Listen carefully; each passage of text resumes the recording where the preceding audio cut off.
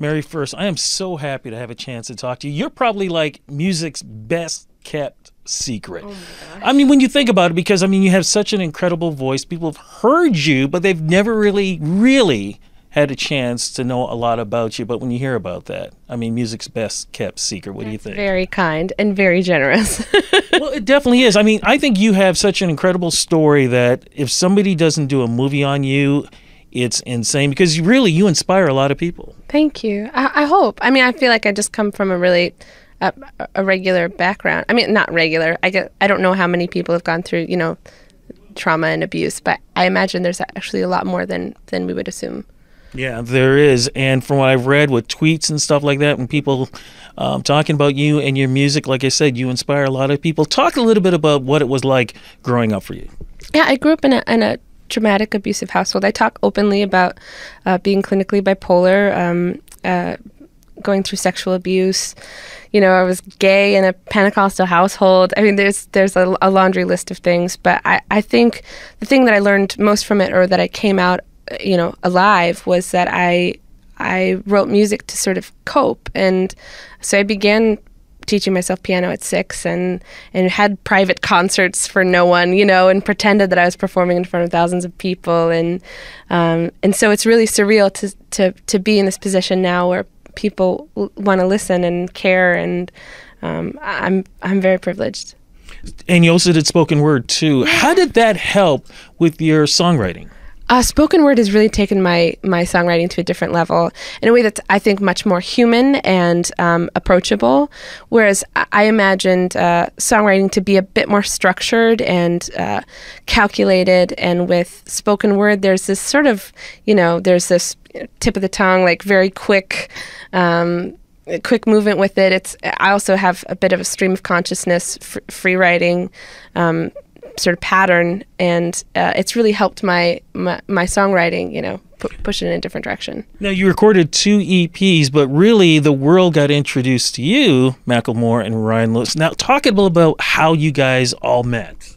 We had a mutual friend in common who was Hollis, and Hollis and I did spoken word together. So it was through the spoken word and rap communities in Seattle that we all knew each other. And she just suggested me for the song, and Ben and Ryan, thought, oh, we've kind of run out of options, so I was given the shot, and I wrote the chorus in about 2 hours, and went in and recorded it that night, and everything's been different ever since. And talk about a little bit with the lyrics of Same Love, because there are certain words in that song that really is important to you. I mean, there are reasons why you wrote it the way you wrote it. Absolutely. Yeah. Not crying on Sundays. I cried every Sunday for a year in the evangelical church.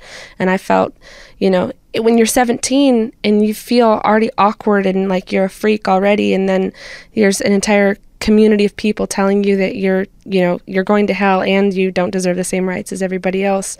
It's a total, it's screwed up. I was going to say another word. I like your choice of words. There you go. But so I came out of a very dark place, and I still identify as a Christian, and I still, I'm a Christian lesbian, but I get to claim that in my own way. And I've actually felt nothing but love from a lot of the Christian communities now. And the love was there, because I was there backstage at the Grammys. Yeah.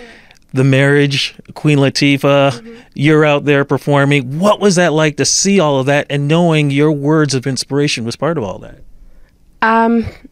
It's a culmination of things. I mean, I think I felt conflicted in some ways, because I kept thinking of ego and career, and like, this is such a huge moment for me, singing with Madonna.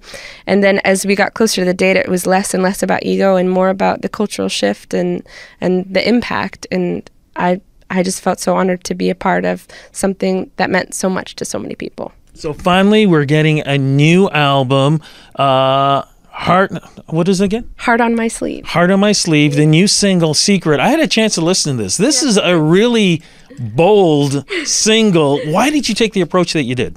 I think there's something that happens with when you do a song like Same Love is you kind of get addicted to this feeling like, wow, music can really change the world.